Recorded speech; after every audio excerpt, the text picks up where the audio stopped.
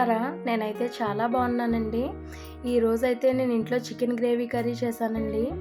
అది ఎలా వచ్చిందంటే సూపర్గా వచ్చిందండి. ఆ కర్రీని మీరు కూడా ఇంట్లో ట్రై చేసుకుంటారని నేను మీకు ఈ వీడియో షేర్ చేస్తున్నానండి. ముందుగా నేను 1 కేజీ చికెన్ తీసుకున్నానండి.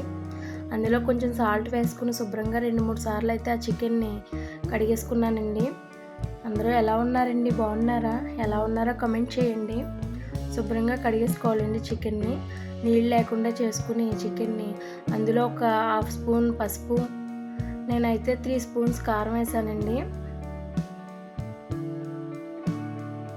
3 స్పూన్స్ కారం, 1.5 స్పూన్ సాల్ట్, రుచికి తగినంత వేసుకోండి. నేనైతే తక్కువే వేస్తాను సాల్ట్. శుభ్రంగా మసాజ్ చేయండి ముక్కలకంతా పట్టేటట్టు. ఉప్పు కారం అంతా కూడా బాగా ముక్కలకు పట్టేటట్టు మసాజ్ చేయండి.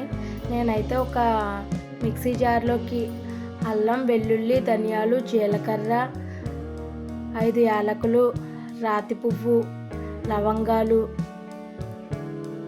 నువ్వులు, 6 బాదం పప్పులు అయితే తీసుకుని గ్రైండ్ చేసుకున్నానండి.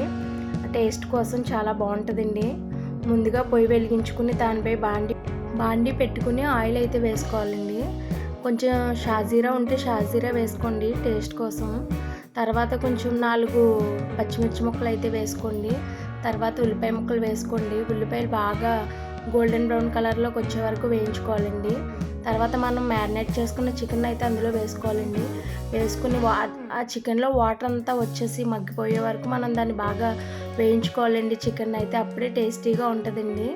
తర్వాత మనం మిక్సీలో పేస్ట్ చేసుకున్న ఆ పేస్ట్ని అయితే అందులో వేసి దాన్ని కూడా పచ్చివాసన రాకుండా అయితే వేయించుకోవాలండి. చూడండి, కూర అయితే కొంచెం వైట్ కలర్లోనే ఉంటుంది. నువ్వుల టేస్ట్ ఇదంతా పట్టి చాలా టేస్ట్గా వచ్చిందండి. మీరు కూడా ఒకసారి ట్రై చేయండి. చాలా చాలా టేస్టీగా ఉంది. ఇదిగోండి ఎలా వచ్చిందండి. ఇలా వచ్చిన తర్వాత నేను వాటర్ అయితే పోసేసుకున్నానండి. మరీ ఎక్కువ వాటర్ పోసుకోకండి, మళ్ళీ ముక్కలు విడివిడిగా అయిపోతాయి. చూడండి, వాటర్ వేసుకుని బాగా కలుపుకోండి. కలుపుకున్న తర్వాత మీకు ఇష్టమైతే కనుక ఒక వెల్లుల్లిపాయ ఉంటుంది చూడండి, ఆ వెల్లుల్లిపాయని అందులో పెట్టుకోండి ఫ్లేవర్ కోసం. చాలా మంచిది కూడా. నేనైతే వెల్లుల్లిపాయ ఫ్లేవర్ చాలా ఇష్టపడతాను, అందుకనేసి వెల్లుల్లి అందులో పెట్టాను. తర్వాత మూత తీసుకుని చూడండి, కొంచెం వాటర్ ఉంది కదండి. నేనైతే కొంచెం కరివేపాకు వేసానండి టేస్ట్ కోసం. చూడండి, బాగా వేయించుకున్నాం కదండి, చాలా బాగా వచ్చిందండి. చూడండి, సరేనండి. మీకు ఈ వీడియో ఎలా ఉందో కమెంట్ చేసి, షేర్ చేసి, సబ్స్క్రైబ్ చేయండి. Please support me. ఉంటానండి. బాయ్ అండి. Bye bye.